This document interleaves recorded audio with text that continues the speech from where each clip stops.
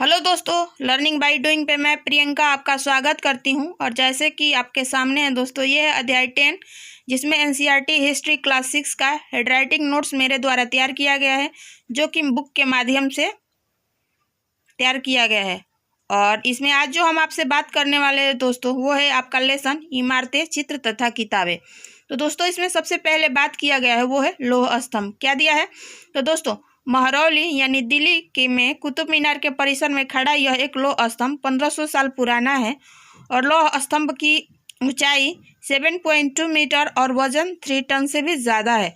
और इसमें आगे बात किया गया है वो है लौह स्तंभ बनाने के समय की जानकारी हमें इस पर खुदे अभिलेखों से मिलता है, जिसमें चंद्र नाम के एक शासक का जिक्र किया गया है, जो दोस्तों संभवतः गुप्त वंश के थे। आगे इसमें जो टॉपिक बात किया गया है दोस्तों आपसे, वो है ईंटों और पत्थरों के इमारतें। तो दोस्तों, स्तूप का शाब्दिक अर्थ होता है टीला। स्तूप विभिन्न प्रकार के होते थे, कभी गोल, कभी लंबे, कभी मोटे तो कभी छोटे होते थे। आगे बात किया गया है कि प्राय स्तूपों के भीतर एक छोटा सा डब्बा रहता था। इन डब्बों में बुद्ध या उनके अनुयायियों के शरीर का अवशेष, जैसे उनके दांत, हड्डी या राख, या उनके द्वारा प्रयुक्त कोई चीज या कोई कीमती पत्थर अथवा सिक्के रहते थे।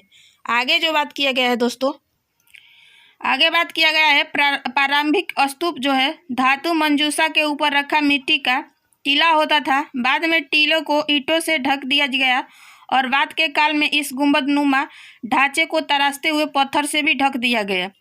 आगे बात किया गया है वो है प्राय स्तूपों के चारों ओर परिक्रमा करने के लिए एक वृत्ताकार पथ बना होता था, जिसे प्रदक्षिण पथ कहते हैं।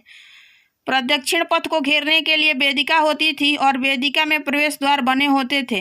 रेलिंग तथा तोरण प्रायः मूर्तिकला को सुंदर कलाकृति से सजे होते थे। इसमें नोट है दोस्तों आपके सामने, वो है कि स्तूप में ईंटों संभवतः अशोक के जमाने के थे, जबकि रेलिंग और प्रवेश द्वार बाद में जोड़े गए। अब इसमें आगे जो बात किया गया है दोस्तों, वो है अमरावती के बारे में बात किया गया है। तो मंदिरों में विष्णु, शिव तथा दुर्गा जैसे देवी देवताओं की पूजा होती थी। आगे जो है गर्भगृह क्या होता था दोस्तों, तो ये पुरोहित धार्मिक अनुष्ठान मुख्य देवी या देवताओं की मूर्ति को रखा जाता था। आगे है जो दोस्तों आपका वो है शिखर। शिखर का क्या मतलब होता है, तो काफी ऊंचाई तक निर्माण किया जाता था शिखर का। आगे है मंडप क्या होता था, तो यह एक सभागार होता था जहां लोग इकट्ठा होते थे।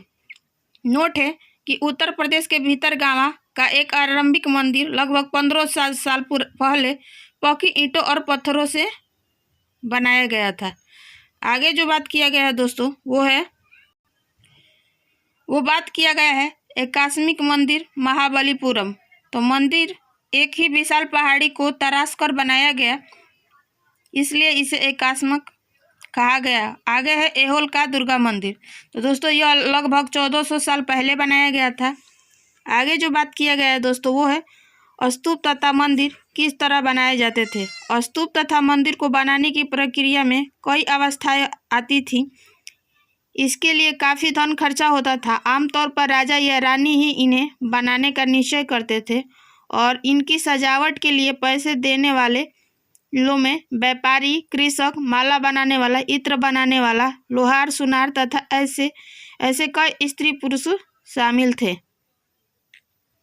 जिनके नाम खंभों यानी अभिलेखों में खंभों, रेलिंग तथा दीवारों पर खुदे गए हैं। आगे जो बात किया गया है दोस्तों, इसमें वो है चित्रकला। तो सैकड़ों साल पहले बौद्ध भिक्षुक के लिए विहार बनाए गए थे। इन गुफाओं के अंदर अंधेरा होने के वजह से अधिकांश चित्र मसाले की रोशनी में बनाई गई हैं और ये रंग जो है पौधों तथा खनिजों से बनाए गए थे और 1500 साल बाद भी चमकदार है। आगे जो बात किया गया दोस्तों, वो है पुस्तकों की रचना। तो पुस्तक में कौन कौन सी पुस्तक थी, तो पहला पुस्तक जो है वो है शिल्पदिकारम। करीब 1800 साल पहले एक प्रसिद्ध तमिल महाकाव्य शिल्पदिकारम की रचना इलांगो नामक एक कवि ने की। कोवलन नाम के एक व्यापारी की पत्नी और कनंगी एवं उसकी प्रेमी माधवी की कहानी है। किसमें, शिल्पदिकारम बुक में। आगे जो बात किया गया है दोस्तों वो है मणिमेखलाई। तो यह तमिल महाकाव्य करीब 1400 साल पहले सत्तानार द्वारा लिखा गया। इसके लेखक कौन थे? तो सत्तानार। कोलवन तथा माधवी की बेटी की ये कहानी है। कौन? मणिमेखलाई। आगे दोस्तों आपका मेघदूत के बारे में बात किया गया है। तो मेघदूत की रचना कवि कालिदास ने की थी। और इसमें आगे जो बात है वो है पुराण। पुराण का शाब्दिक अर्थ होता था प्राचीन या पुराण। पुराणों में विष्णु, शिव, दुर्गा या पार्वती जैसी देवी देवताओं से जुड़ी कहानियां हैं। इनमें इन देवी देवताओं की पूजा की विधियां भी दी गई हैं। आगे बात किया गया है दोस्तों वो है इनके अतिरिक्त इनमें संसार की सृष्टि तथा राजाओं के बारे में भी कहानियां हैं। अधिकतर पुराण सरल संस्कृत श्लोक में लिखे गए और स्त्रियां तथा शूद्र को वेद पढ़ने की अनुमति नहीं थी, सिर्फ वो सुन सकते थे। और पुराणों का पाठ जो दोस्तों होता था वो पुजारी मंदिर में किया करते थे और लोग उसे सुनते थे। आगे जो बात किया गया है दोस्तों वो है महाभारत। महाभारत के बारे में बात किया गया है। तो दोस्तों करीब 1500 साल पहले पुराण तथा महाभारत को व्यास नाम के ऋषि ने संकलित किया था, यानी ऋषि व्यास ने इसको संकलित किया था। और महाभारत में ही भागवत गीता भी है। दोस्तों महाभारत में कौरवों और पांडवों के बीच की कहानी है और युद्ध का उद्देश्य पुरु वंश की राजधानी हस्तिनापुर की गद्दी प्राप्त करना था। हस्तिनापुर की गद्दी के लिए ही महाभारत हुआ। आगे जो बात था वो है रामायण। तो दोस्तों संस्कृत में रामायण के लेखक वाल्मीकि ऋषि को माना जाता है और कौशल के राजकुमार राम की पत्नी सीता को लंका के राजा रावण को भी रामायण में दर्शाया गया है, जो एक प्राचीन कहानी है। आगे जो बात किया गया है दोस्तों वो है विज्ञान की पुस्तकें। इनके बारे में जिक्र किया गया है। क्या जिक्र किया गया है? तो गणितज्ञ तथा खगोल शास्त्री आर्यभट्ट ने संस्कृत में आर्यभट्टियम नामक एक पुस्तक लिखी। इसमें लिखा है कि दिन और रात पृथ्वी के अपनी धुरी पर चक्कर काटने के वजह से होता है और ग्रहण के बारे में यानी ग्रह के बारे में वैज्ञानिक तर्क, वृत्त की परिधि मापने की विधि आदि दी। कौन? आर्यभट्ट ने। अब इसमें दोस्तों अन्यत्र में कागज के बारे में बात किया गया है। तो कागज का आविष्कार करीब 1900 साल पहले काई लुन नाम के एक व्यक्ति ने चीन में किया था और करीब 1800 साल पहले यह बगदाद पहुंचा और फिर बगदाद से यूरोप, अफ्रीका और एशिया के अन्य भागों में भी फैल गया। और भारतीय उपमहाद्वीप में कागज की जानकारी दोस्तों है वो है बगदाद से आई। कहाँ से आई है भारत में? तो वो बगदाद से आई थी। आगे जो है ये है कुछ महत्वपूर्ण तिथियाँ जो कि एग्जाम के पॉइंट ऑफ व्यू से बहुत ज़्यादा इम्पोर्टेंट है। तो दोस्तों स्तूपों का निर्माण की शुरुआत 2300 साल पहले हुआ था। अमरावती 2000 साल पहले हुआ था। कालिदास 16 साल पहले आए थे। कालिदास के बारे में 16 साल पहले बात किया गया है। और लौह स्तंभ, भीतरगांव के मंदिर, अजंता की चित्रकारी आर्यभट्ट 1500 साल पहले। आगे बात किया गया है इसमें दुर्गा मंदिर जो है 1400 साल पहले निर्माण हुआ था। और पूरा पाषाण युग के तिथियां लाखों वर्ष पहले के रूप में लिखी गई हैं।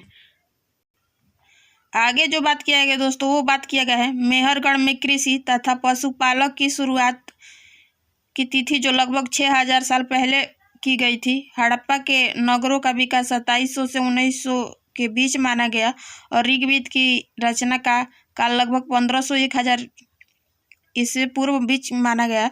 और आगे बात किया गया है महाजनपदों तथा गंगा के मैदानी इलाकों में नगरों का विकास तथा उपनिषद, जैन धर्म तथा बौद्ध धर्म से जुड़े विचारों का उदय 500 ईसा पूर्व बात किया गया है।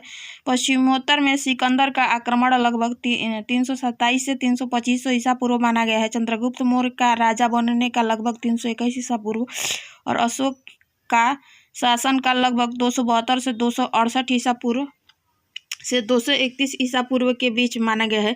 और संगम साहित्य की रचना लगभग 300 ईसा पूर्व और कनिष्ठ का शासन लगभग 78 से 100 ईसा पूर्व माना गया है, ईस्वी माना गया है। और गुप्त साम्राज्य की स्थापना लगभग 320 ईस्वी माना गया है। और बालाश्री की परिषद में जैन साहित्य का संकलन लगभग 512 से 521 ईस्वी माना गया है। और आगे जो बात किया गया है दोस्तों वो है तिथि का हर्षवर्धन का शासनकाल 606 से 647 ईस्वी माना गया है। और चीनी यात्री xuanzang का भारत आगमन 630 से 643 ईस्वी। पुलकेशियन द्वीप का शासन 609 से 642 ईस्वी। और इस तरह आपका अध्याय 10 भी जो है समाप्त होता है। और आपका NCERT का क्लास 6 का जो बुक है जिसमें 10 लेसन दिया है, 10 के 10 लेसन हम अपने चैनल पे हेडराइटिंग नोट्स के माध्यम से आपको प्रोवाइड किए हैं। मुझे उम्मीद है कि आपको इस नोट से काफ़ी हद तक प्रॉफिट मिलेगा। अगर आपको और भी क्लास की वीडियो देखनी है तो आप हमारे चैनल को सब्सक्राइब करें, लाइक करें और वीडियो को आगे शेयर करें ताकि इस कंटेंट का प्रॉफिट और लोगों को भी मिल सके। फिर मिलेंगे नेक्स्ट वीडियो और क्लास 7 के वीडियो के साथ। तब तक के लिए धन्यवाद। आपका दिन मंगलमय हो।